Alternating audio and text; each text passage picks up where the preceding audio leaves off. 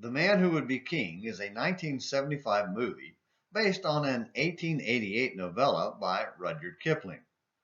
Written when the British Empire was still strong, it told the story of an Englishman who traveled to the far reaches of what is now Afghanistan with a plan to become king so he could loot the treasury and return to England with great riches.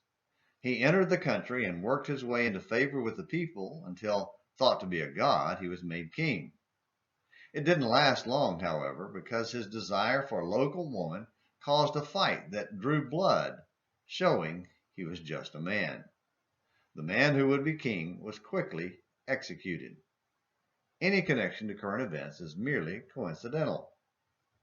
After putting down 2 rebellions, David remained king until his dying day.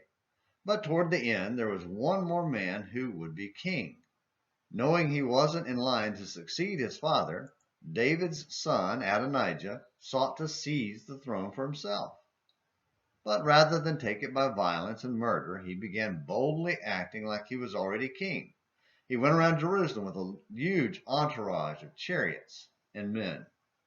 David was feeble and dying and did nothing to discourage him, so Adonijah recruited a large group of powerful men, like Joab the army leader and Abiathar the priest, to have himself crowned king.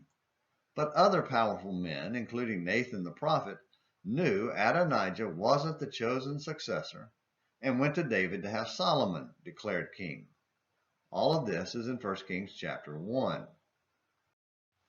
One of the many disappointing effects of the Voldemort virus is how many of my brethren are acting like the man who would be king. Some have gone so far as to act like lords and demand to know who has been shot and seek to isolate those who have not. However insulting or irrational some people may be, and yes, some of my brethren are, perhaps you, and I know for sure me sometimes, does not make anyone else their Lord, nor grant us the right to be insulting and irrational in response. Not one of us has been granted the authority to say, "Shut up and get shot."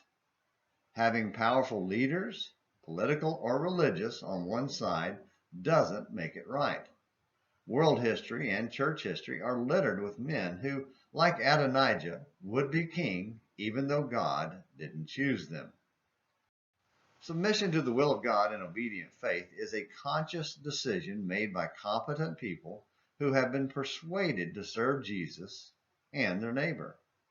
Faith cannot be compelled by force, and God didn't appoint any of us as lords to force others to submit. Those who refuse to submit to God will answer to Him, as will those who seek to force others to submit. If Jesus is your king, then submit to Him, and don't seek to supplant Him as Lord over His people. Thank you for watching Morning Minutes in the Bible. Until next time, this is James McClenny hoping you have a great day.